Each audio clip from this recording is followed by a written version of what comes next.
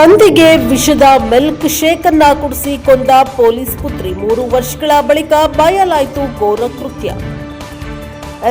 ಇದು ಮಹಾರಾಷ್ಟ್ರದಲ್ಲಿ ಕರ್ತವ್ಯ ನಿರತ ಪೊಲೀಸ್ ಅಧಿಕಾರಿಯಾಗಿದ್ದ ತಂದೆಗೆ ಸ್ವತಃ ಮಗಳೇ ವಿಷದ ಮಿಲ್ಕ್ ಶೇಕ್ ನೀಡಿ ಕೊಲೆ ಮಾಡಿರುವ ವಿಚಾರ ಈಗ ಬೆಳಕಿಗೆ ಬಂದಿದೆ.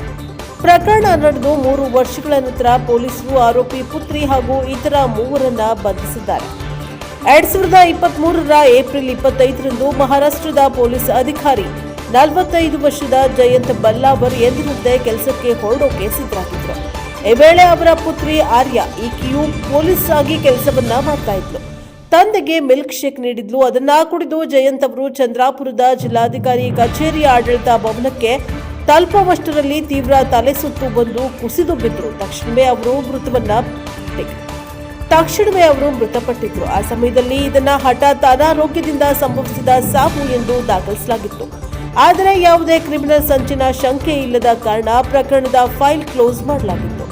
ಈಗ ಪೊಲೀಸರು ಈ ಸಾವನ್ನ ವ್ಯವಸ್ಥಿತವಾಗಿ ಯೋಜಿಸಿ ಮಾಡಿದ ಕೊಲೆ ಎಂದು ವಿವರಣೆಯನ್ನ ನೀಡಿದ್ದಾರೆ. ತನಿಖೆಯ ಪ್ರಕಾರ ಆರ್ಯ ಬಲ್ಲಾವರ್ 2022ರಿಂದ ಆಶೀಶ್ ಶೆಡ್ಬೆಕೆ ಎಂಬುವರ ಜೊತೆ ಪ್ರೀತಿಯಲ್ಲಿದ್ದು ತಂದೆ ಜಯಂತ್ ಈ ಸಂಬಂಧಕ್ಕೆ ತೀವ್ರ ವಿರೋಧವನ್ನ ವ್ಯಕ್ತಪಡಿಸಿದ್ರು. ಪ್ರೀತಿಗೆ ಅಡ್ಡಿಯಾಗಿದ್ದ ತಂದೆಯನ್ನ ಹಾದಿಯಿಂದ ತಪ್ಪಿಸಲು ಈ ಜೋಡಿ ಸಂಚನ್ನ ರೂಪಿಸಿತ್ತು. ವಿಷವನ್ನ ತರಿಸಲು ಆರ್ಯ ತನ್ನ ಸೋದರ ಸಂಬಂಧಿ 22 ವರ್ಷದ ಚೈತನ್ ಗೆಡಾಮ್ ಎಂಬಾತನಿಗೆ 5,000 ರೂಪಾಯಿಯನ್ನ ನೀಡಿದ್ಲು. ಈ ವಿಷವನ್ನ ಮತ್ತೋರ್ವ ವ್ಯಕ್ತಿ ಸರಬರಾಜು ಮಾಡಿದ್ದ. ಅಂದು ಬೆಳಗ್ಗೆ ಆರ್ಯ ಮಿಲ್ಕ್ ಶೇಕ್ನಲ್ಲಿ ವಿಷ ಬೆರೆಸಿ ತಂದೆಗೆ ಕುಡಿಸಿತ್ತು. ಸಾವಿನ ನಂತರ ಶವ ಪರೀಕ್ಷೆ ನಡೆಸಿದ ಕಾರಣ ಇದುವರೆಗೂ ಯಾರಿಗೂ ಅನುಮಾನ ಬಂದಿರಲಿಲ್ಲ. ಜಯಂತ ಮೃತಪಟ್ಟ ನಂತರ ಆರ್ಯ ಮತ್ತು ಆಶೀಶ್ ವಿವಾಹವಾಗಿದ್ರು. ಆದರೆ ಇವರ ಸಂಸಾರದಲ್ಲಿ ಬೇಗನೆ ಬಿರುಕು ಮೂಡಿತ್ತು. ಆಶೀಶ್ ಮತ್ತು ಕೆಟ್ಟ ನಡವಳಿಕೆಯಿಂದಾಗಿ ಆಶೀಶ್ನನ್ನ ಪೊಲೀಸ್ ತರಬೇತಿಯಿಂದ ವಜಾಗೊಳಿಸಲಾಯಿತು. ಇದರಿಂದ ಬೇಸತ್ತ ಆರ್ಯ ಪತಿಯ ಮನೆಗೆ ಹೋಗದೆ ತವರು ಮನೆಯಲ್ಲೇ ಉಳಿದುಕೊಂಡಿದ್ಲು.